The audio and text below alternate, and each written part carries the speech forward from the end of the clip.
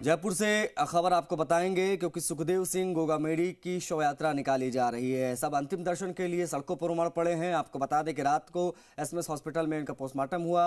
Hospital से पार्थिव देव को रवाना किया गया। सबसे पहले राजपूत सेवा सदन लाया गया, फिर सीकर रोड के भवानी निकेतन पहुंची अंतिम यात्रा। गोगामेड़ी के लिए पार्थिव देव को यात्रा के रूप में रवाना किया गया। यात्रा में पार्थिव देव पर जगह जगह पुष्प वर्षा की जा रही है।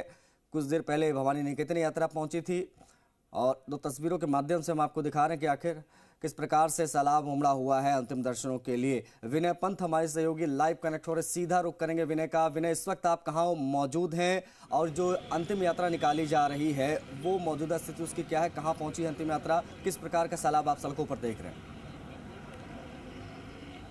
जी आशीष, देखिए मैं बताना चाहूँगा इस समय मैं भवानी निकेतन के बाहर मौजूद हूँ और जो अंतिम यात्रा है सुखदेव सिंह गोगामेड़ी के पार्थिव देह की वो फिलहाल यहाँ से रवाना हो चुकी है और अब चोमू में कुछ देर के लिए उस यात्रा को रोका जाएगा, जहाँ पर जो लोग हैं वो श्रद्धांजलि अर्पित करेंगे, पुष्पांजलि अर्पित करेंगे।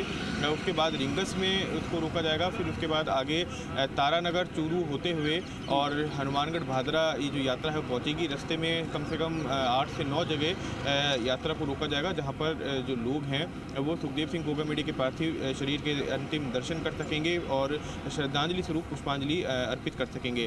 अगर बात की जाए सुरक्षा की तो काफ़ी कड़ी सुरक्षा इस यात्रा के दौरान की गई है। जिस तरह से आप मेरे पीछे देख सकते हैं, अभी मैं भवानी निकेतन में मौजूद हूँ। यहाँ पे भी कड़ी सुरक्षा व्यवस्था की गई थी और काफ़ी भीड़ यहाँ पे रही थी। जिस तरह से हम लगातार कवरेज कर रहे हैं, लगातार आपको दिखा रहे हैं कि कितनी बड़ी संख्या में जो लोग हैं वो अंतिम दर्शन करने के लिए उमड़े थे और जो पुलिस है वो फोर्स भी पूरी तरह से मुस्तैदी से काम कर रही है। पूरा जो रूट है जहाँ से अंतिम यात्रा निकलेगी वहाँ पे पुलिस फोर्स भी तैनात रहेगी ताकि किसी भी तरह की कोई अव्यवस्था उत्पन्न ना हो और जो समय जो तय किया गया उस निश्चित समय पर जो पार्थिव देह है सुखदेव सिंह गोगामेड़ी की वो उनके गांव हनुमानगढ़ के भादरा के पास जो गोगामेड़ी है वहां पर पहुंच सके और जो निर्धारित किया गया है समय जो अंतिम संस्कार का, उस समय पर अंतिम संस्कार की जो तमाम क्रियाएं हैं वो पूरी हो सके। जिस तरह से आशीष हमने देखा था 2 दिन तक पूरा आंदोलन चला। जिस तरह से ये हत्याकांड हुआ था, सुखदेव सिंह गोगामेड़ी हत्याकांड हुआ, काफ़ी जिस तरह से हमने देखा कि बदमाशों ने घर के अंदर घुसकर उन पर ताबड़तोड़ फायरिंग करी और इस पूरी फायरिंग के अंदर 2 जनों की मृत्यु हुई। वहीं 4 लोग इसके अंदर घायल हुए।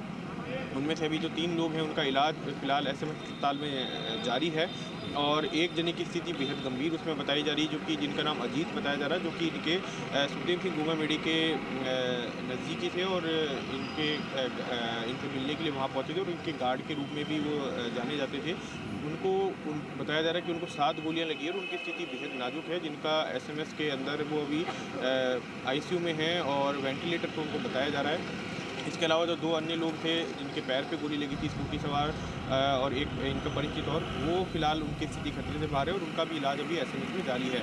वहीं इस पूरे घटनाक्रम में जो दोनों हमलावर हैं, जो दोनों शूटर्स हैं, उन तक पहुंचने के लिए जो एसआईटी का गठित की गई है, एडीजी कर्नल विनय शैवन के नेतृत्व में एसआईटी काम कर रही है और उससे सबसे बड़ी बात ये कि एसआईटी के अंदर उन पुलिस अधिकारियों को रखा गया है जो आनंदपाल एनकाउंटर में शामिल रहे हैं या फिर जो पपला गुजर को पकड़ने में शामिल रहे हैं और कई बड़े क्लू जो हैं वो इस टीम के हाथ में लगे हैं। ऐसा नहीं लग रहा कि ये जो चीज़ें थी वो पूरा प्री प्लान था और जिस प्रकार से इस वारदात को अंजाम दिया गया उसके बाद एकाएक इन आरोपियों का फरार हो जाना, मतलब ऐसा लग रहा है जैसे धरती निकल गई, आसमान खा गया। अचानक से कहाँ गायब हो सकते हैं कि हत्याकांड हुआ, हत्याकांड के तुरंत बाद ये खबर सामने आ गई, पुलिस को सूचना मिल गई, सब चीज़ें हमने देखी, उस बीच में एकाएक अचानक से कहाँ गायब हो गए, ये अपने आप में एक बड़ा सवाल है। पुलिस की जो जांच है जिस प्रकार से आगे बढ़ रही है वो कहाँ तक पहुँची? आपको क्या लग रहा है किस प्रकार से चीज़ें आगे बढ़ रही हैं? क्योंकि इसकी बड़ी भारी डिमांड है कि इंसाफ मिले और उसको लेकर सड़कों पर सैलाब हम देख रहे हैं। जी बिल्कुल आशीष, देखिए 72 घंटे का अल्टीमेटम प्रशासन को जो करनी सेना है और जो पीड़ित परिवार है उसकी ओर से दिया गया है अपराधियों को गिरफ्तार करने को लेकर।